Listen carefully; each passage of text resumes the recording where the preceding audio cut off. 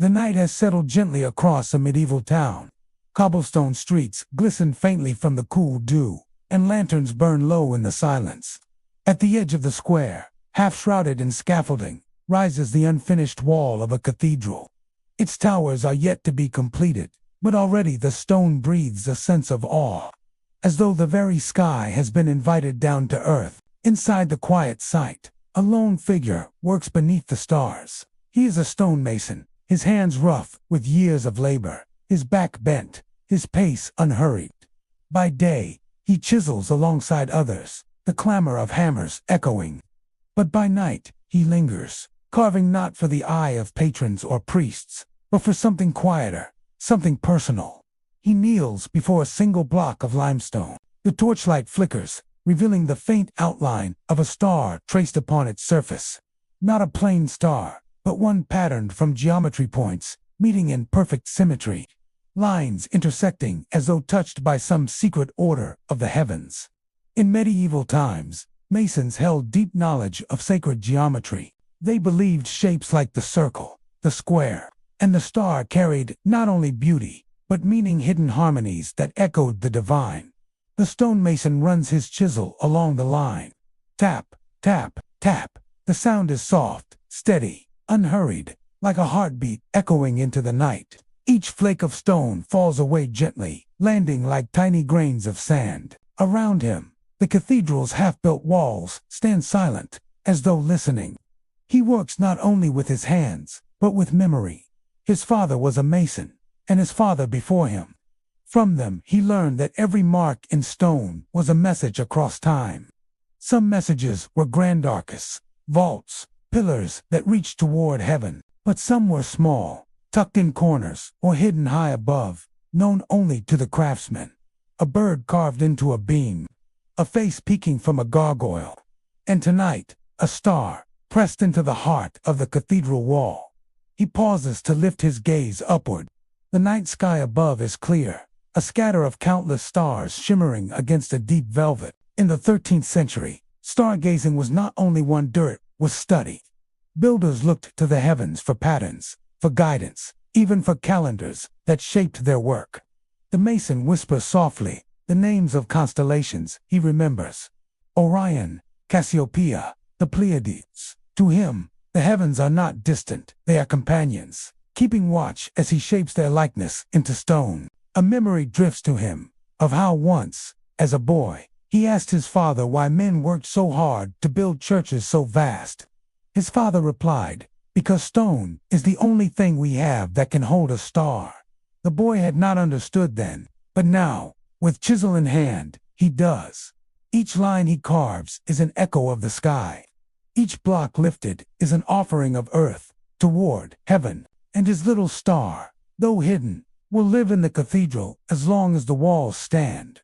The night deepens, his torch grows smaller, yet his focus sharpens. The star emerges, point by point, its edges smooth, its angles true. There is no rush, time itself seems too slow, as though waiting for him to finish. The rhythm of his work becomes like a lullaby. Tap, tap, pause, tap. In the silence, he reflects on how masons rarely signed their names. Unlike painters or poets, their work was shared, anonymous, for the glory of God, not self. And yet, within the stones, their presence lingered, the curve of a line, the choice of a flourish, the quiet gift of a hidden star. It was not pride, but continuity.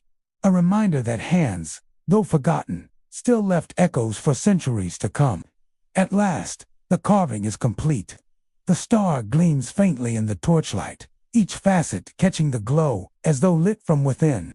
He brushes away the dust, running his hand gently over the surface. Smooth, cool, alive, he leans back, breathing deeply, listening to the quiet. For a moment, it feels as though the carved star and the sky above are one stone and starlight.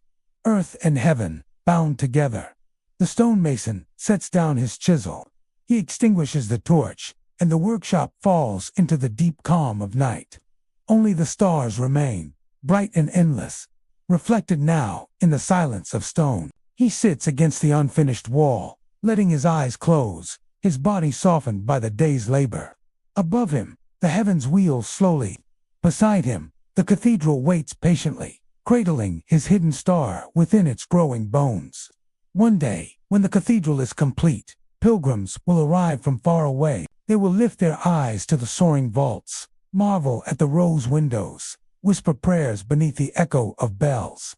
They will never know of the little star carved in the corner, unseen, unnoticed. And yet, the star will be there, glowing quietly in its silence, carrying the Mason's devotion across centuries. Perhaps, when the light of dawn strikes the wall just so, a child will notice it. Perhaps no one ever will. But the stonemason does not mind. For tonight, he knows what he has given. A piece of the sky, resting forever in stone. The night drifts on. The stonemason, lulled by the quiet, drifts too. His breathing slows. His body relaxes, the weight of the day falling away.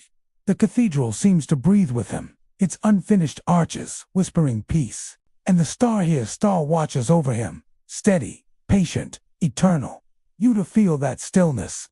You hear the soft rhythm of chisel echoes fading into silence. You see the glimmer of stars above, mirrored in the carved stone below. And you sense the presence of time stretching endlessly, linking your breath to the breath of countless others who have once gazed at the same sky, who have once rested beneath the same stars. As you drift into sleep, you carry with you the quiet of the cathedral, the patience of stone, and the secret gift of the stonemason's star. A light that will never fade, a guide for the soul, a song of peace beneath the endless night.